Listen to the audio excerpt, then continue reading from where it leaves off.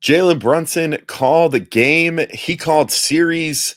Maybe he called set and match too. Whatever you could call, he called it. He sent Detroit packing with a last second three. We're talking about it right now on Locked On Knicks.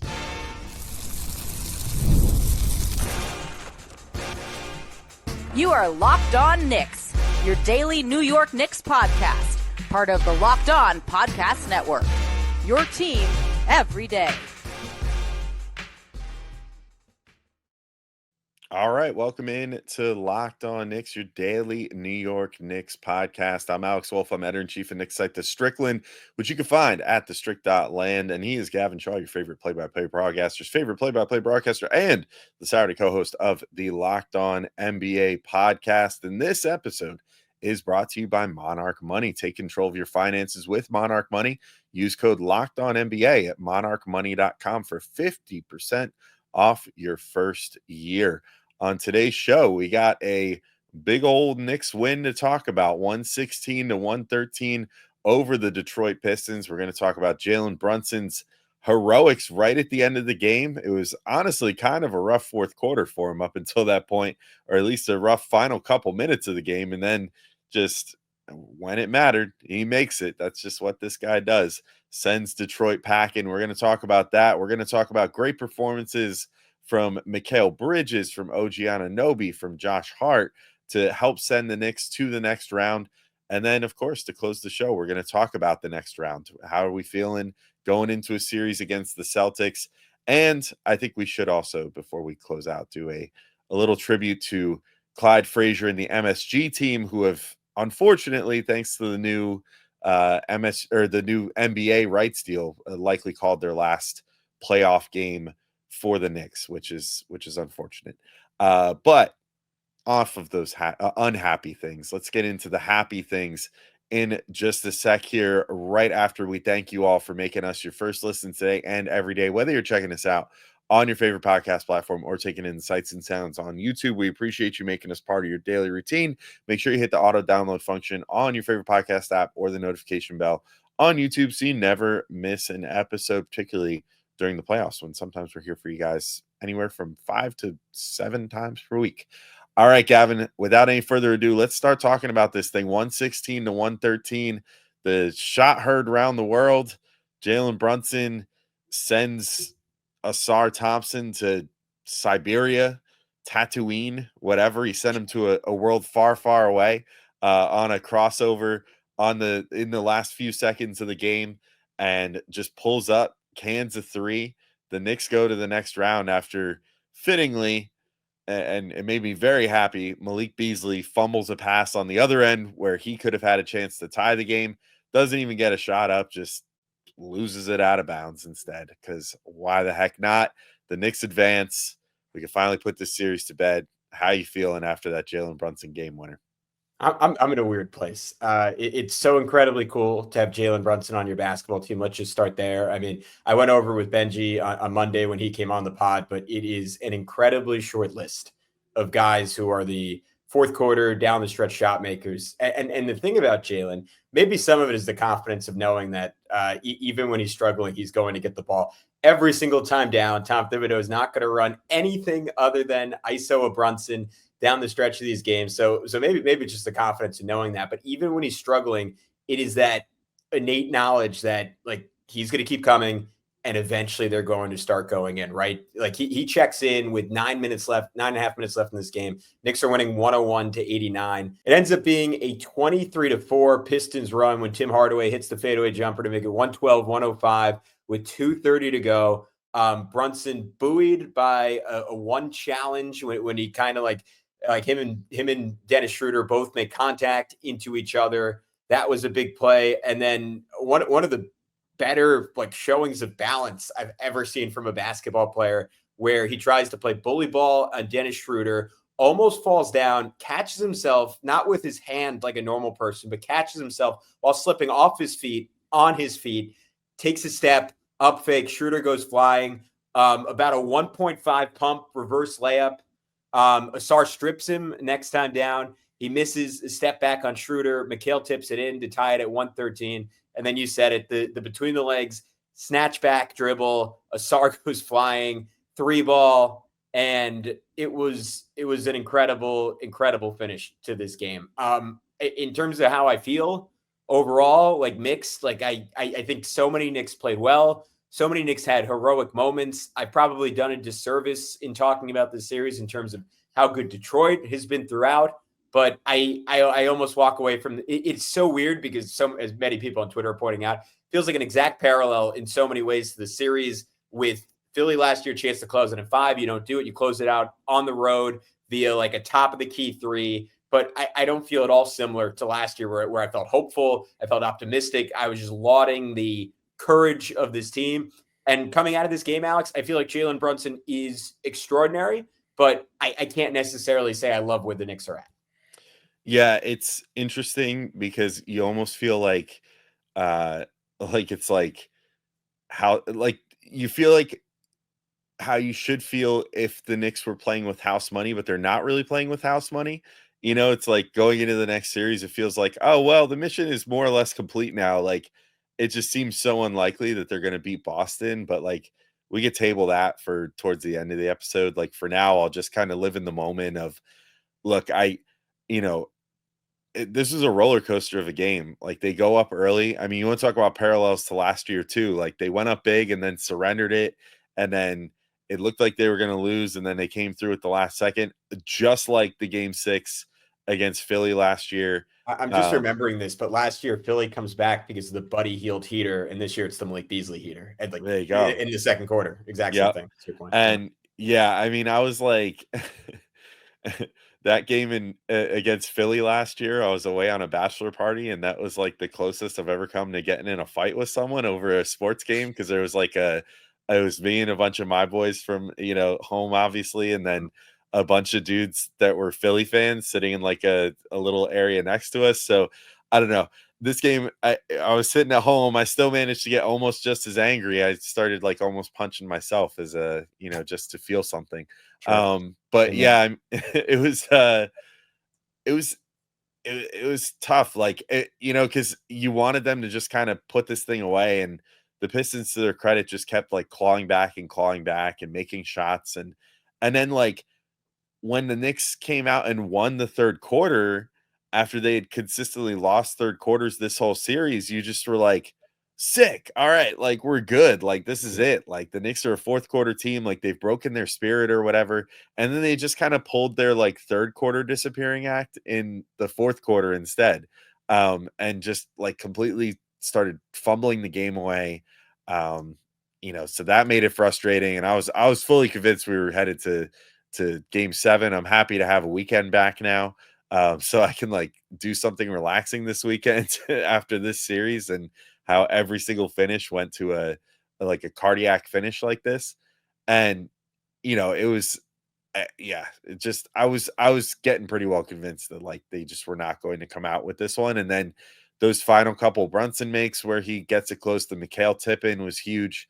They definitely needed that. Like, and then once Brunson got it, like you still can't help but feel like, yeah, that's gonna probably go in just because it's Jalen Brunson. And that's the nice part of having Jalen Brunson on this team. Unfortunately, like, yeah, I don't find myself feeling quite as happy as I should, because I largely leave this series thinking like, if they struggled this hard against the Pistons, who were in their first playoffs, and JB Bickerstaff, who I don't really have much of a higher opinion of as a coach after the series than I did going in. I think that they still struggled mightily with a lot of the same stuff that the Knicks struggle with, which is like, execution stuff. And I mean, that guy, it worked out okay for him in this game, I guess, because he won one of them. But that guy just loves to burn his challenges early, which is not something you can say about Tibbs. Tibbs usually hoards the challenges unless he thinks he's going to win. But either way, it's just like, I don't walk away from the series being like, yeah, the Knicks have this figured out. Like they're tuned up for the Celtics. Like, unfortunately, it was just kind of them like consistently coming out, having some good ideas. Like this game, they had some great ideas on offense in the first quarter, and then just went away from it in the second quarter. And then they had some great ideas in the third quarter, and then largely went away from it in the fourth quarter. And it's like, until you know that like this team has a gear where they can get away from Tibbs's security blanket of like just wanting Brunson ISOs at late in games and whatever, and and essentially putting him on an island to just win games by himself, it makes you not feel great about facing a team that is the defending champion, that played phenomenal this year, that it just handily destroyed the Knicks every time they played them this year in the regular season. Even it just doesn't inspire a ton of confidence coming out of the series. So it is kind of a weird feeling going from, a Brunson game winner that had me super hype in the moment to now, I don't know, when we're recording this a little over an hour later, feeling like a little more sobered up about the whole situation, honestly. Yeah, I mean, there's just to me, it comes down to there's no identity there. And last year, maybe because of the injuries, but I don't even want to say because of the injuries, because before the injuries, it felt like they had a clear-cut identity, and it was almost as simple as like Tibbs's like no structure, let him hoop offense can work when you have two really high-level shot creators. And whatever you want to say about Julius Randle, the Knicks had that. And when you just I think the hot hand theory guys made this joke, like Tibbs just opened up the playbook for this year and he crossed out Julius Randle's name and he just wrote in Karl-Anthony Towns. Nothing else shifted, right? And that was like a lot of this game, a lot of this series with Cat, like the non-Brunson minutes where it's like, all right, let's run through Cat. Like just kind of tried to use him like Julius Randle. Karl-Anthony Towns is a lot of things Julius Randle isn't, but he's not the shot creator, Julius Randle. He's not comfortable just getting the ball. And because of that, like the just let him hoop like mantra offensively, like it doesn't work and it doesn't give you consistency. The reason the Knicks were playing well early in this game is because Jalen Brunson came out and was a basketball genius, right? Like the shot making, the gravity going to the rim. I thought it was easily the best passing game in a playoff game I've ever seen him have. And everyone else was incredibly high energy. Like Mikal Bridges was running the floor every time, a lot of event creation defensively. Mikal finished this game with 7 made shots at the rim. I don't think he's hit that number this entire year.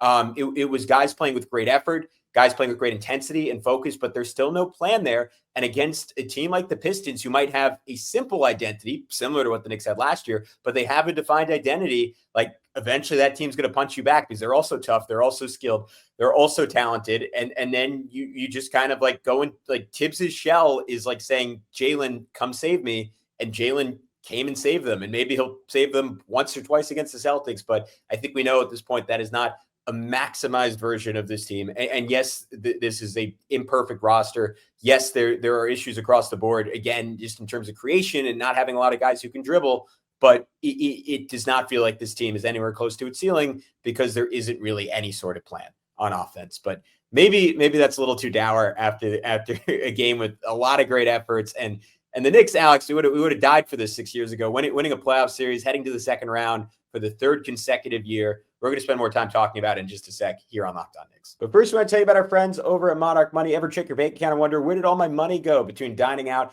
online shopping, and entertainment, it's easy to lose track. That's where Monarch Money comes in. Your personal CFO, giving you full visibility and control over your finances. Monarch Money isn't just a budgeting app. It's a complete financial command center. You can track all your accounts, investments, and spending in one place. So you stop managing your money and you start building wealth. They offer surprising insights. When I started using Monarch, I realized just how much I was spending on food delivery. Way too much. Now I budget smarter and I save more. They offer all-in-one convenience instead of juggling multiple apps. You can use Monarch to check your finances, track spending, and even plan long-term goals and easy collaboration. Managing money with your partner is smooth as ever. You can track shared and personal accounts, set goals, and stay on the same page without all the stress. Take control of your finances with Monarch Money. Use code LOCKEDONNBA at monarchmoney.com for 50% off your first year. That's monarchmoney.com. Code LOCKEDONNBA for half off your first year. All right, we are back. The Knicks heading on to round 2 after a 116-113 win over the Detroit Pistons. Alex, I feel like we should spin this positive. The Knicks did just win a series. I keep saying it, so at some point I really have to believe it. Detroit, again, by net rating, was a top 6 team in the NBA over a 50-game stretch. They were clearly better than the Knicks down the stretch of the season. Their starting lineup has torched the Knicks all series long. Like there should be reasons to celebrate the fact that the Knicks went on the road and for stretches really controlled this game. And the only thing that ultimately matters, or at least in the context of this first round, they get out of Detroit with a win. I will say, and I think you were hinting at this with the Beasley point, just given how like toxic the discourse got between Knicks fans and Pistons fans, like it did feel good just to end this before Game 7, because I personally kind of felt like if it went to Game 7, it almost was not a win for the Knicks at the point. Like, yes, they might have gotten out. Yes, they might have survived, but Detroit had almost proven their point with Malik Beasley just coming out and saying, like, the Knicks aren't a mentally tough team. And I do think, like, whatever I want to say about their execution, about their philosophy, about their lack of plan, like, outside of maybe some moments from Cat, like, I don't really think you can question the mental and Deuce for that matter. Deuce was really bad in this game. I don't really think you can question the mental toughness of this group, and particularly like the three Villanova guys and OG Anunoby. No, yeah, the mental toughness thing is kind of hilarious considering Malik Beasley himself was not mentally tough enough to catch the ball down the stretch of this game and potentially hoist a game tying shot with time expiring. So that's thing one. Thing two, if I may just inject one last little toxic needle into the discourse of this series, shout out the Pistons, who will have to wait yet another year before they get their first win on their home floor in the playoffs since 2008. So, chant whatever you want, do whatever you want. You guys still have not seen a win at home. Well, you've seen a win on your couches in the playoffs, but not in your home building in damn near 20 years. So keep, hold that L and enjoy that one, Detroit. Stay classy as always. Anyway, yeah, that was fun. Glad to get that one out. Just the Detroit fans have been a little annoying in the YouTube comments over the last week and change. So and there's been some good ones too, but mostly annoying, or at least the ones that I saw. Anyway, yeah, I thought the Knicks, like, overall, I was impressed with. I mean, like I said, first quarter and third quarter, I thought they wrecked in this game. I mean, it was great. The problem was that, as always, I feel like anytime the Knicks get a good thing going, they immediately just go, all right, like, slam the brakes, and it's like, all right, time to slow this thing down. Let's start, like, not getting into our action until there's less than 10 seconds left on the shot clock, and we can hoist some, like, awkward stupid shot as we try to just burn clock down the stretch of this game, like we're, like, trying to just incessantly run the ball to protect the lead in football or whatever. But, like, first quarter, it came out like the ball was moving well. It's really funny. I always love when there's, like, things that happen that I brought up, like, on the show, like, within the last 24 hours. And one of the things was, like, maybe get Mikal going a little bit, maybe get this guy a couple mid-range shots or something, like, get him cutting to the hoop a couple times. And what did they do? They did exactly that. They got him some of his signature mid-range looks. They got him cutting to the basket, and it got him going early, which I think helped keep him engaged throughout the whole game. Then shout out to him too. I mean, it's hilarious that they were, like, tracking this. Like, shout out to, I don't know if TNT did it on their broadcast, but MSG for sure showed the Knicks warming up coming out of the second half, and they got in the layup lines, which is what Mikal suggested that they do after the last game, saying, like, maybe that's something we can do to get the blood pumping, going into the third quarter. And it did. They came out, like, most importantly, they were running in transition, which was great.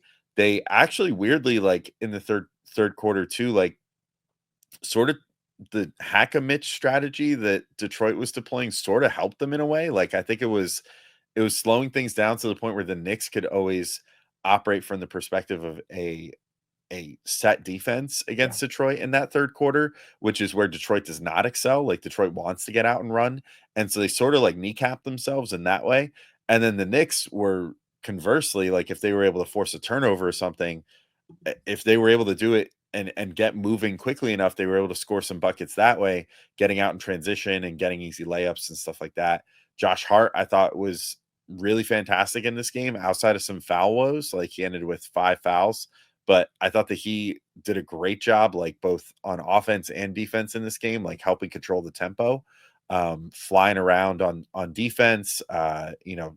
He didn't actually get credited with any steals, but had a nice block at one point. But all in all, like, was great on switches and good at grabbing rebounds, like, got 10 boards. Like, I thought was a good tone setter in this one. And then, of course, OG Anunoby with 3 steals, 2 blocks, 22 points. Mikal Bridges, 25 points. Only 1 block to his credit as well, but some fantastic defense again on Cade Cunningham. And more importantly for Mikal, shot 11 of 16 and didn't even really need the 3-pointers to go in to have a really efficient and effective game for the Knicks. So like I just thought across the board, like if they could play like they did in the first and third quarter, maybe they've got a puncher's chance against Boston. But they're going to need to put that together for a full 4 quarters, and I think that was kind of the problem in this game, and was sort of the problem in this series, was that they had a really hard time stringing together a great 48-minute wire to wire effort in this series.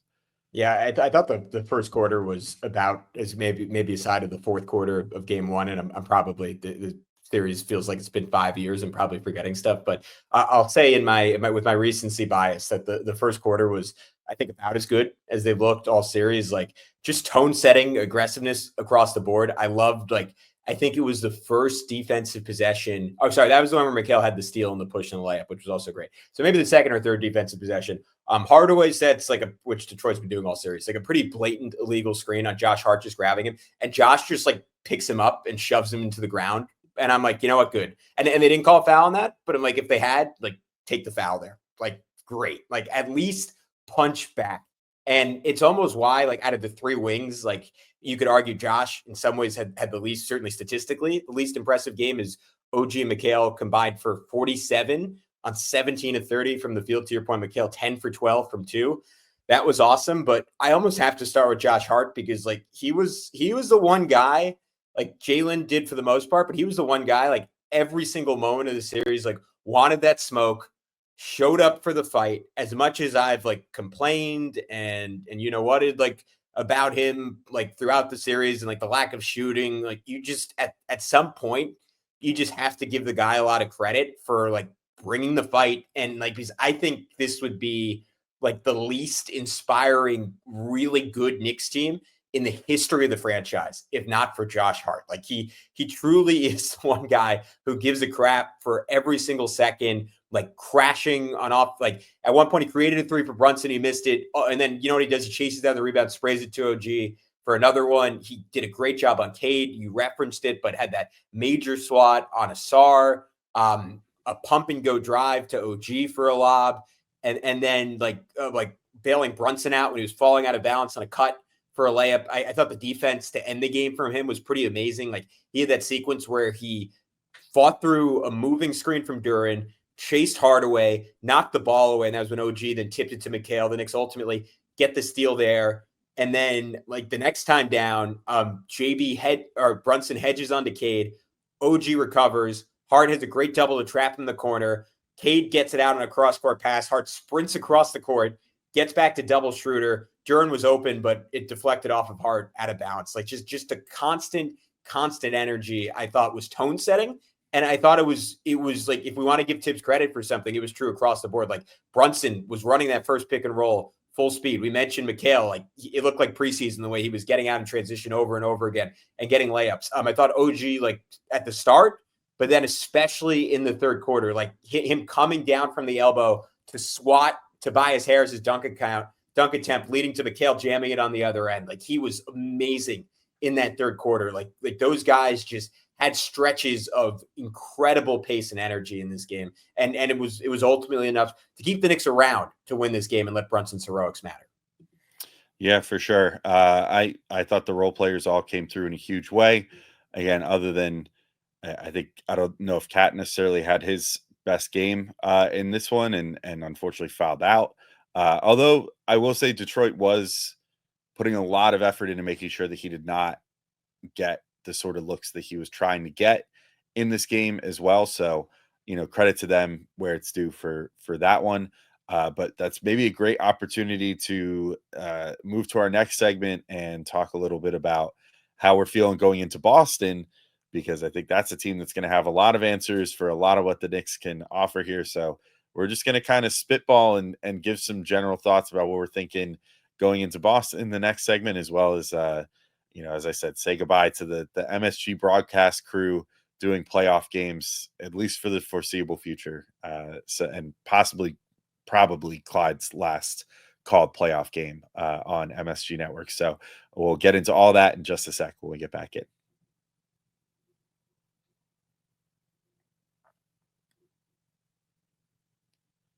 All right, Gavin. So it's time to have the discussion that Well, if in bringing it up a little bit in the first segment didn't take a little bit of air out of the tires, this will definitely take some air out of the tires of the big win because unfortunately the prize for the Knicks winning today is that they get to face a very well rested Boston team on Monday in Boston, and that's a pretty scary thought. If I'm being honest, I think that I I I don't know. Maybe I'm just not having enough faith or whatever, but there's just not much in me that thinks that the Knicks have more than like 5 games in this round, if not maybe one more. Maybe they stretch it to 6 if they play really well for 2 games, but there was just nothing to suggest in the regular season when the Knicks basically I think every time that they faced Boston, Boston was short someone. Like they never really played Boston at full strength. And still they just managed to get absolutely walloped almost every time that they faced them. It just does not inspire a lot of confidence. It feels like the Celtics are just on another level. Both well, I shouldn't say on talent because I do think really I really do believe in the talent on the Knicks team. And I do think, unfortunately, where most of it comes down is lack of creativity on the coaching side and having an offense that can make the Celtics think even a little bit. Like it feels like the Celtics just come in and that they're 2 steps ahead of whatever the Knicks are going to do on offense throughout this entire year, and it's made it so the Knicks can have some okay defensive games against them, but they just can't produce enough on offense to ever get over the hump. Um, I don't know, maybe a little too pessimistic again on a closeout night, but it's hard not to look a few days into the future and start already thinking like, man, they're really in for a tough series in this next one, and it's going to take, I mean, honestly, a New York sports miracle to pull this one off. I think to beat the Celtics because the Knicks just have not looked on their level the entire season. Yeah, I mean, I'll say it. I think Boston is clearly more talented. I think there is a definitive gap there, and that's not really an insult to the Knicks front office. I think Boston is probably one of the 10 or so most talented teams, like in terms of depth, like in NBA history. Possibly that's a list for another day, but they're in that conversation, and they're dramatically better coached than the Knicks. So why would you expect the Knicks to win that series? I think it is fair to say that I am. Oh, and Benji made this point when I had him on Monday, but I think it's fair to say like the Knicks should hopefully be a little more competitive than they were in the regular season. Like I'm not expecting 4 blowouts and we're done, but I think the Knicks will fight. I think the Knicks will compete, and I think the Knicks will lose more often than not. Is how I generally expect this to go. Very similar to that last game of the regular season against Boston. I just think Boston has too many answers. I think they're going to be able to throw out some curveballs that they didn't even have to really throw out in the regular season. They are going to be far more aggressive, punishing Josh Hart for not being able to shoot than even Detroit was. And we saw Detroit able to really muck things up for the Knicks in that sense. And the pick and pop with Kristaps Porzingis and Jason Tatum is, even though Porzingis had an awful series offensively against the Magic. So maybe if you're a Knicks fan, you hope that continues. It is just a lot more for Cat to deal with. And we didn't get a chance to talk about Cat tonight, but I think this continued a slow decline from what he was early in the series, where like game 1 and game 3, I think were arguably his 2 best defensive games as a Knick, and game 5 and game 6, I think have to be in the conversation for 2 of the worst. And it felt like he really faded down the stretch, like started playing like a really soft drop in this game. It just was not affecting Cade Cunningham in any meaningful way after we saw all that energy, like the active hands, like playing at the level early on in this series. And with that version of Cat playing like that, like I think the Knicks could win 2 games against the Celtics. Like I think the gap is a lot closer. The Cat we got tonight, not so much. Like I'll give him some credit. He played like last 2 minutes, and it seems like this has happened almost every game. Like he gets superpowers for whatever reason. Like he had that nice contest on Cade after Hart was down on the other end, hitting his head. Another play where he slid with Cade and probably should have been called for basket interference, but he slapped the backboard and rattled it, and Cade missed because of that. And then he had that steal on the inbound where he poked it away from Duren, went coast to coast. Of course, missed the second free throw. But if we're not getting apex Cat on both ends. And I just think it's going to take a better coach to have a consistent version of him offensively in the playoffs, because again, there's no real plan there with him. That is the only avenue for the Knicks to be competitive. And if not, I don't really see how they score enough. I don't really see how they stop the Celtics from shooting a million threes if Cat is not going to be the 120% version of himself defensively. Yeah, or if they're not at least going to work in some I think that much like how Tatum and Porzingis are such a nasty pick and pop duo, like Brunson and Towns, if they really worked at it, and if the Knicks, as a team really worked at it, could be a really nasty pick and pop duo as well, because Cat does set good screens. Like, he sets good, solid screens. They're hard to get around.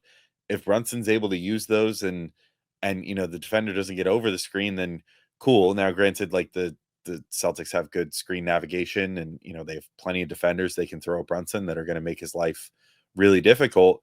But that's a good way to draw Porzingis away from the rim. And then if you're Cat, he's a pretty good passer from the perimeter as far as catching a cutter. So if you could take advantage of whatever Boston could give you there and have Josh Hart crashing in, or Mikal Bridges crashing in, or OG Anunoby crashing in, then maybe you could cook a little bit. But it's hard to envision that, because it's just not something that the Knicks have gone to all year. And it's basically just what Boston runs. And that's part of what destroyed the Knicks all year, was Boston running those sort of plays and just starting a lot of their most successful stuff out of just a simple pick and pop that then turned into, some sort of collapse on the Knicks end, whether it was just not contesting the 3 period, or not contesting the pop, or not contesting or contesting those overly so, and then leaving the back door open and someone just waltzing right in for an easy layup.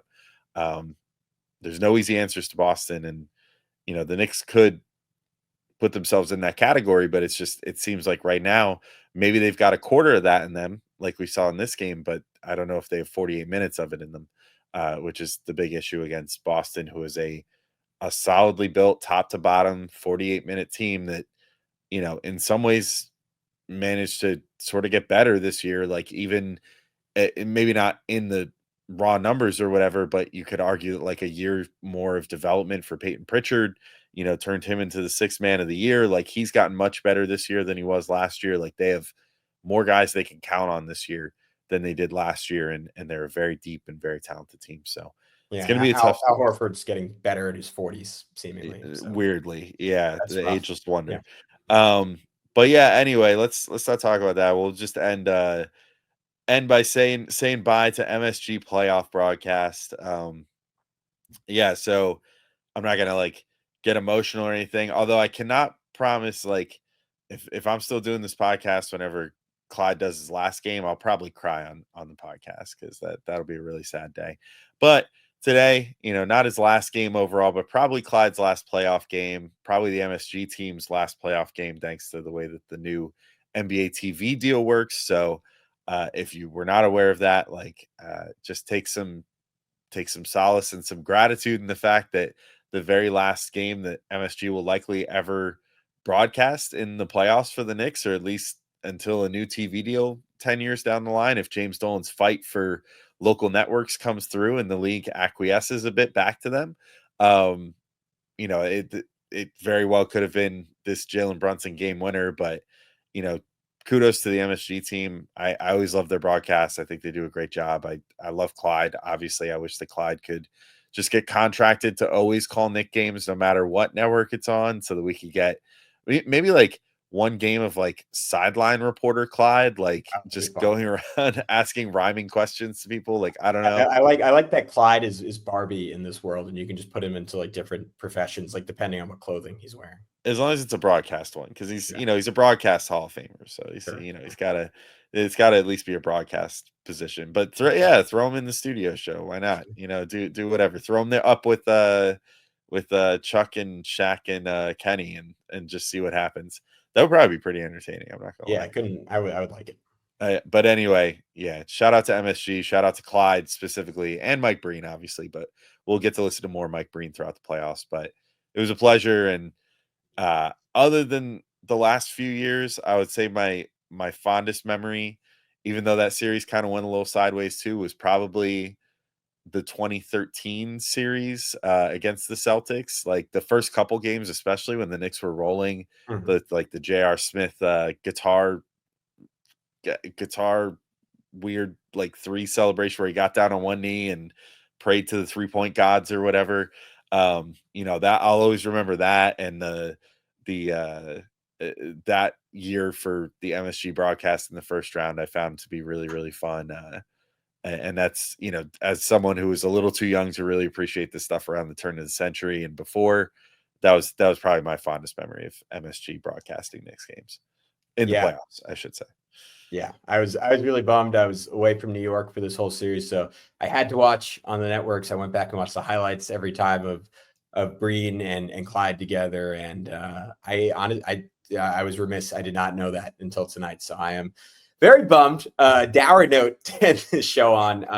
Knicks fans, take some solace. Jalen Brunson is amazing, and I've said it all year, but any pessimism I display about the team, and Alex, if I can speak for you too, it's because we think there's more in there, and there was more to be had. And I think tonight was another sign of that, because Mikal Bridges, who like at times this year, like I'll raise my hand, I've consistently been guilty of it. Like we called a failed acquisition, and I'm sure maybe 3 of the 4 games against the Celtics or 3 of the 5 games against the Celtics, I'll call him a failed acquisition again for what he's given up for. But that guy just came through in a big way and was clearly your second best offensive player in a game 6, and a player who's been allergic to getting to the rim for a lot of this year. Again, 7 finishes at the rim, like put Cade Cunningham on a freaking poster. Like that was amazing. Like OG Anunoby is clearly a playoff guy. Like he's a two-way monster, like getting to the rim, mucking up stuff defensively, like recovering from 20 feet away to block dunks. Like he's a genius. Josh Hart may be overtaxed, but he's a playoff guy. Mitchell Robinson at times overtaxed, wasn't perfect today, but like the pick and roll defense him and OG had, like we didn't even talk about it, but on that final drive from Cade was picture perfect defense. And like Mitch can bring that. He can do that for you. Like the Knicks have some dudes. Like I think Cat is TBD. I want to see it under a different coach, but I think Cat is tradable. Like if that ultimately doesn't work out. So there are some real building blocks here for the Knicks. It is just like in this current iteration of the NBA, and like with these guys all being in their prime, like the window's open, but it's very short. So there should be some urgency here. And I think Boston will reveal if Tom Thibodeau is the guy to open that window further, or if he's keeping it shut and maybe there's a different coach that can throw it wide open. And I kind of have a feeling that's the case. But we get to watch at least 4 more Knicks games, and that's a blessing, because these guys are amazing, and they fight, and they put together a great effort today to win. So we'll end on that slightly happier note. But until next time, he's Alex. I'm Gavin. We'll talk to you very, very soon here on Locked On Knicks.